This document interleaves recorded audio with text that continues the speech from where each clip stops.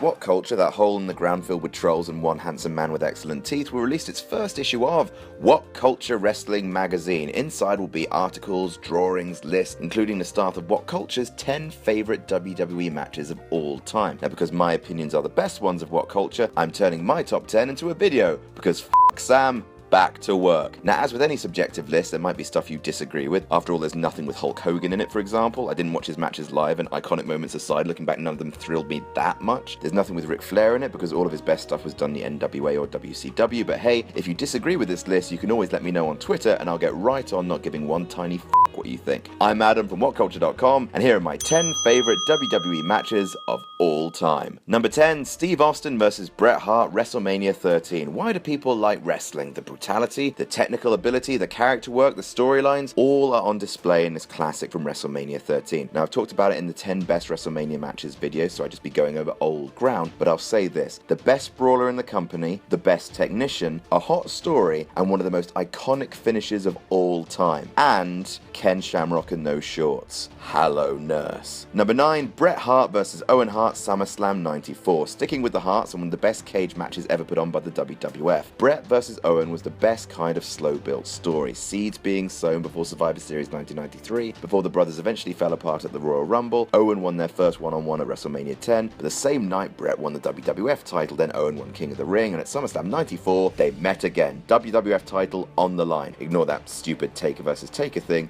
This was the main event. It's one of the few times that the WWF's, you can win a cage match by escaping rule really added to the drama of the match, with Owen throwing himself around the ring to stop his brother leaving with the belt. The two never had a bad match together, but this 30-minuter felt like a proper war. Steel bars, belt on the line, really well-built feud. It's magic. Number 8, the Royal Rumble match 2001. It's hard to find a really bad Royal Rumble match, not impossible, 1993 or 1996 or 1999, but most Rumbles have enough going on, little set pieces, mini feuds, shocking returns to make them at least, compelling. But the best of the bunch is Royal Rumble 2001. Start with the fact that like 5 people could conceivably win it, which is loads for a Rumble, but there's also Drew Carey's cameo, Kane's rampage, the hardcore section, the Big Show's return, the Brothers of Destruction, will they, won't they story, Scotty 2 Hotty getting murdered, Triple H attacking Austin and Jim Ross getting really cross about it, The Rock going through the announce table, a bloody Austin using chair shots to fell the Big Red Machine. You could argue that there weren't many surprise returns, but that's okay, because in terms of star power, it was a f***ing stacked Rumble and structured to perfection.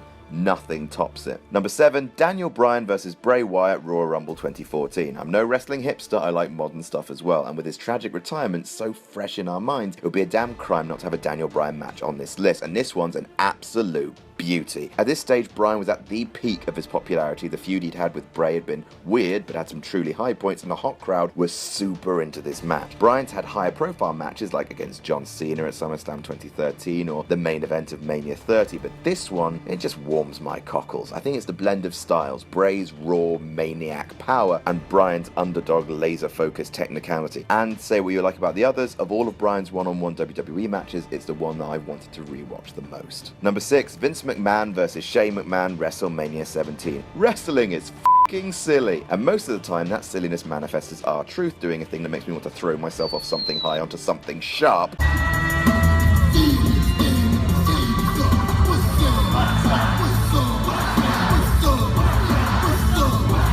But sometimes, when everything comes together just right, WWE manages to create a perfect storm of soap opera nonsense. Vince vs. Shane at Mania 17 was exactly that. Vince had been drugging Linda, his wife, and making out with Trish Stratus in front of her because #lad. Shane bought WCW, then Mick Foley got involved. It's pure storyline nonsense over wrestling artistry, but the way the storyline pays off with Linda standing up, the coast to coast, Mick Foley going mental on Vince, it's just wonderful tosh. Number 5, Shinsuke Nakamura vs. Sami Zayn, NXT TakeOver Dallas. I needed to have an NXT match on here. It's the perpetual candy factory pumping out the sugar daddy likes. For a long time, my favorite NXT match was a 2 out of 3 falls match between Sami Zayn and Cesaro, but I'll be double dog damned if the world's best Seth Rogen impersonator didn't done top himself. Sure, it may be a case of the cult of the new, but Nakamura vs. Zayn at TakeOver Dallas was damn near perfect. Hot crowd, all the hype in the world, and the emergence of strong style in WWE. It's a rare case of having two hot babyfaces fight and the crowd not rejecting either of them, which creates that cascade of feel-good buzz. That spot where the two beaten down men got that surge of adrenaline and just elbowed each other in the head for about 12 days, that is my absolute jam. Number 4, John Cena vs CM Punk Money in the Bank 2011. Sometimes a hot crowd can turn a good match great. In this case, Chicago turned a great match into a 5-star classic. Chi-Town has always been a somewhat rambunctious crowd who aren't afraid of sharing their many feelings. Add to that the fact that CM Punk had just dropped the most industry rejuvenating promo of the decade and was riding a killer storyline. Add to that fact that Chicago is CM Punk's hometown. Not only was the match a fine technical specimen, Cena and Punk have never had a bad match, but the total audience investment in every single beat of the action gave it one of the biggest big fight feels of all time.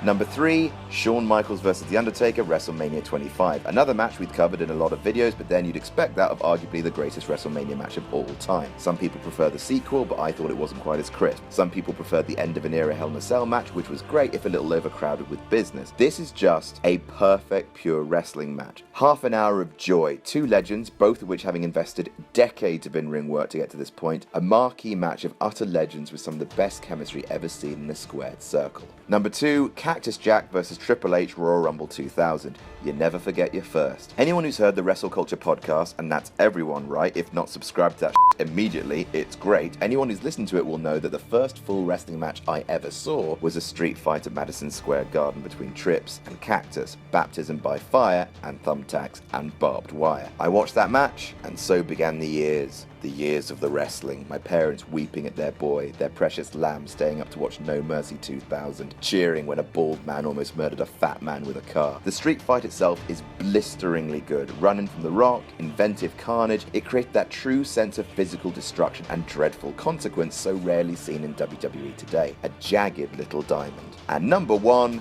Brock Lesnar vs. Kurt Angle Iron Man match, SmackDown 2003. My favorite match isn't even a pay-per-view match. I repeat, I am not a hipster. WWE have given away plenty of classics on free TV in its time. Cena vs. HBK going nearly an hour on Raw April 2007. Mick Foley vs. The Rock in January 1999. Anything to SmackDown 6 did in 2002. The list goes on. But this is, in my opinion, and maybe mine alone, the greatest televised match in WWE history. It may not be for you, but it ticks all of my boxes. I like long matches, don't try to change me. I like endurance, technical amateur style wrestling, and emotional in-ring storytelling. And this is all of those things up to 11. 1 hour, 45 minutes, taking out ad breaks, of sweet beauty. The big belt on the line, Lesnar getting himself DQ but using that chair shot advantage, Angle fighting from behind, the technique, how tightly booked the whole hour was. Oh, I sound like the worst wanker, but I don't care, it's great. In fact, I'm going to go and watch it right the now. And that's our list. What are your 10 favorite matches? Tell us about it in the comments. Don't forget to like, share, and subscribe. You can follow me on Twitter here.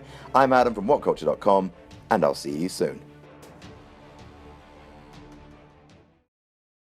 WhatCulture.com are releasing a new magazine about wrestling, and it's called Wrestling. It'll have 140 pages of timeless wrestling content, including a brand new How WWE Should Have Booked written by this virulent son of a bitch. It will also have a list of the 100 best wrestling matches of all time compiled by WhatCulture staff and wrestling insiders. So the magazine is available to pre-order now. Follow the link in the description and enjoy WhatCulture.com's Wrestling.